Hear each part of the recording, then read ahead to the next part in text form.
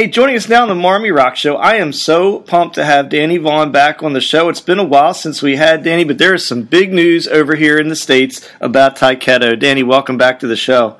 Hey, thank you so much for having me. Yeah, big news all over the place. So I'm really excited. So I looked at Tyketto's Facebook page, and 4 of the dates that you guys have already announced for 2015, we're going to be at 2 of them, and I want to talk about both of them today. So that's the Monsters of Rock cruise. But first, let's talk a little bit about the M3 Festival. What does that mean to you guys? Well, I mean, it's an amazing thing that Tyketto, while it's been kind of slow, Tyketto has been ongoing. Well, we reunited in 2004, so, it's been going since then, but we've almost not played America at all, except to do 1 or 2 local shows where we're from in the New York, New Jersey area, just to kind of, tune ourselves up and that sort of thing. So M3 is kind of like, okay, it's that you can't ignore that we're back anymore, and we are an American band, and we should damn well be playing in America. So it's a real big deal. Obviously it's quite a big festival, and the first kind of pat on the back welcome home that we've had. We are super excited to have you back. Now, going back, and I don't honestly expect you to remember this, but between being in Wasted and Vaughn and Tyketto, do you remember, have you ever played the Merriweather Post Pavilion in Columbia, or do you not remember because you just too many? I'm fairly certain that I have not. My experiences in Maryland are, I think, going to be limited to Hammerjacks. Oh, wow. And one of those was an evening I'd just as soon forget if I could. I think a lot of people have evenings like that from Hammerjacks from back in the day. It's an amazing place, and you weren't anybody if you didn't get to play there. But let's just say that it was funny enough. It wasn't even a gig. I don't know if we talked about this last time, but it was because when I was with Wasted and we were opening up for Iron Maiden. Now, I can't remember where we played, but Hammerjacks had a come to meet Wasted and party on afterwards or something deal. So basically, the guys from Iron Maiden stayed in their hotel rooms, but half the guys in Wasted all came out. And what resulted was this major... It can only be described as a scene from one of the original Mad Max films. Now, you may or may not know this, but there are going to be a ton of Hammerjacks people at the M3 Festival. They are actually rebuilding Hammerjacks in Baltimore, and there is going to be a booth there and a ton of Hammerjacks people there. So, hey, you never know. I'm gonna find my way there then, because, of course... Back then, in the day, you weren't a rock star unless you hooked up with one of Hammerjack's waitresses. That was required. You never know. There may be some of them there as well. So, you never know. Hey, so let's talk about Monsters of Rock Cruise, too. I'm thrilled to have you back. You were, it was the first time I saw you guys, and I mean this in the best possible way. You were the most pleasant surprise on that ship to me, your band. Thank you. Yeah, well, I read the reviews, the stuff that you'd put up, and it meant a lot to us. We're always kind of the little band that could, and I think the reason for that is we're very happy that we get lumped in with when people talk about us, they talk about us in the same breath as Winger, as Warrant, as Danger. That's great. Those are all great companions. They're all people I know very well. And so they're kind of like our graduating class, if you will. The difference is that those guys all have platinum albums under their belts. Tyketto never did. So the fact that we've got this name that persists, despite the fact that there's a whole lot less people own Tyketto albums than own anybody else's, this is kind of what happens. We go in, and you get a lot of people going, yeah, I remember, I saw a picture of them in Metal Edge once, but they don't know anything about us other than that. And Tyketto really cut its teeth on the road, and that's how we've maintained such a really staunch following in Europe, is that the live shows have always been strong. So with the cruise, there were definitely people who came to see us because, oh, well, hell, I've heard the name enough, I might as well see if they're any good. And we got phone calls and letters afterwards, and this includes from the people who run the cruise. They were all over us afterwards going, what the hell did you guys do down there? Because, as you know, it's not the best venue to see a show, that particular lounge, Yeah, it's not, but I'll tell you, it's an interesting thing about that lounge. You're right; it's tough because if you're further back, you really can't see. But the one thing I do love about that lounge is, how often can you walk up the bands that close and just walk up? And it's pretty cool. Yeah, true enough. True enough. I know we did that a couple times ourselves, and you're right. I mean, it does have an interesting effect. My wife is particularly fond of LA Guns, and seeing them that up close and easy to hear and everything, and they were spot on down there. But it is tough because if you're not in the front row, you're just seeing everybody's head and neck. Hey, so I'll tell you, man, as I've been watching you over the last couple of years, you are one of the really best singers out there from that era. How do you take care of your pipes for so many years? That's really kind of you. Thank you. There's a certain amount of luck, I think, but overall, I think the best way to take care of my voice is to be boring. I rarely drink. It's the occasional social drink, and I think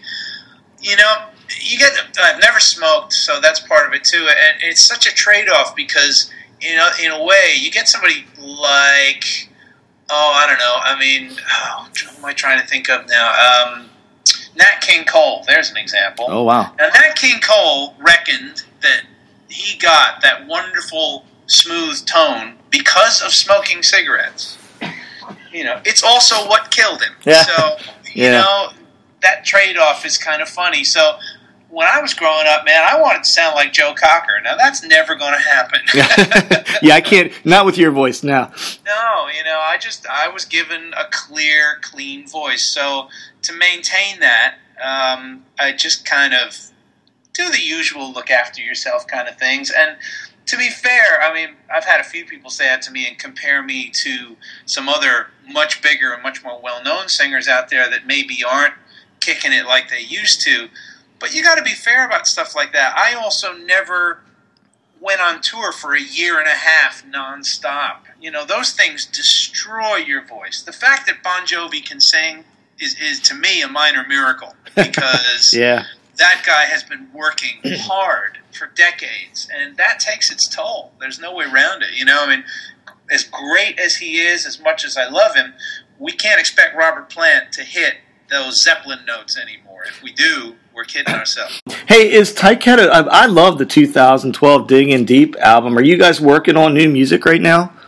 Where it's more like in the talking phase, and it's not because we don't want to. Actually, it's just because as Tyketto is not an ongoing full-time band, it's just finding the time slot to do it in, and getting me off my ass to get the writing kind of in gear. It's got to start with me generally. Of course, we've got a new guitarist, Chris Green, who has brought so much new blood and fun and vibrance into the band and made everybody happy about being on tour together again. And it's also kept us thinking, well, let's not just be a nostalgia act. And that's why we put Dig In Deep out, because we had music to make. And the short answer is, if I had to guess, I'm thinking 2016 would be, 2016-17 we'll see a new Tyketto album. But also 2016 is the 25th anniversary of our first album. That's awesome. So, again, with this really nice little wave of interest we've got going again, the idea is to do the sensible thing, which is to go out and play that album in its entirety next year. What we got to do is we got to get you on tour over here in the States with Doro and your buddy Johnny D and get a Wasted set out of you guys. Oh man! Now talk about singing high stuff that you weren't supposed to sing. There you go. Take me back to that. Why don't you?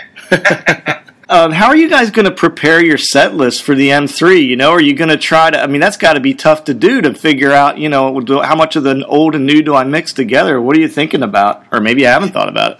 It is tough. Well, I don't know how long we've got yet. I mean, and I reckon for M3, it's going to be just like it was for last year's Monsters, which is, we're just going to kind of be, I think, given an early slot. No one's necessarily going to give us a whole lot of attention initially.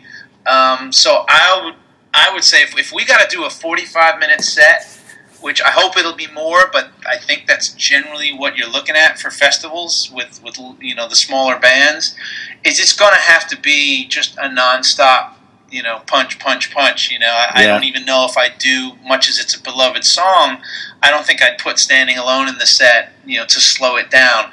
But it would be Don't Come Easy heavy, because it's the album that everybody knows, particularly in America. So I think, we'll just have to sprinkle the other ones in there. But 45-minute set, pretty short.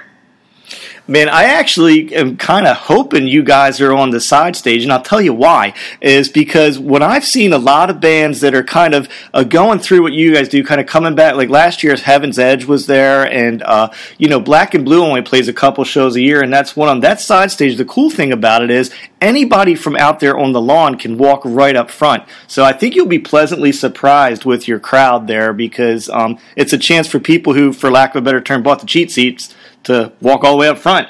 I'm looking forward to that. To me, it's the same principle as the Monsters cruise, which is it's not just about getting out there, doing your show, and then getting back to your cabin and disappearing for 5 days. It's about reconnecting with people that are kind enough to have kept the flame burning for you and remember who you are. And on the cruise, there's no way I see a guy coming and he's got every album I've ever done under his arm, and I'm like, all right, I got to limber up my hand because I'm going to be doing some signing right about now. What it's all about, and it's so amazing to meet those people. And I think I get the same sort of feeling about M3. You just mentioned, the people from Hammerjacks being there. I will be very surprised if I don't run into a whole lot of people that I haven't seen in a good long time, but that I know personally. I happened to, just by chance, last year on the cruise, be standing in front of your keyboard player and notice what a cool musician he is, what a good singer he is, and then I find out that he's in another band that you sing for sometimes. Tell me how long you and Ged Rylands have been together. I'm trying to think where I first met Jed. I think it started with Tyketto, which was just, his name has been pushed around quite a bit because he was originally with 10. And I've known those guys for a lot of years, and 10, of course, did really well in Japan and has a great name, and they're still going.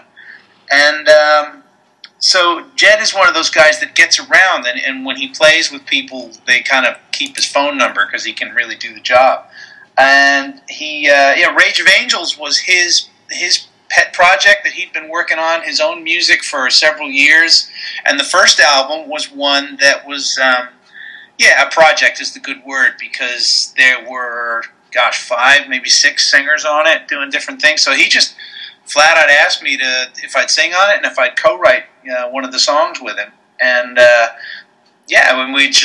it was just easy to do. Jed is an incredibly nice guy, a very, very talented musician, and very, very easy to work with. Hey, Danny Vaughn of Tyketto, everybody, joining us from Europe by the miracle of Skype here on the show. That's right. So, I know we were talking about the cruise. Is the word out about the? Because I'm doing some shameless self-promotion. Oh, do it, man, do it. Is the word out about the pre-cruise party on the 17th? I believe it is, but if you want to go ahead and pitch it, go for it right now. Well, it was just such a great thing, and I'm not ashamed to say that it was our idea. We called them up and said, listen, one of the things that happened that was such a great reaction from last year's cruise is a lot of people wrote in and said, please, not only please bring Tyketto back, but please put him on a bigger stage. So, we've still got our fingers crossed for that my desire is to be on the pool stage, of course. But we just kind of volunteered about 2 months ago and said, listen, what can we do to do one of those pre-cruise shows that they do at the casino? Yeah. Because those are awesome, and those are open to the general public. And again, when you're a small band like us, being seen by as many people as you can, I got a lot of people writing in, say, oh gosh, I live in Florida, I'd love to see you play, but I couldn't do the cruise, or I didn't have the money.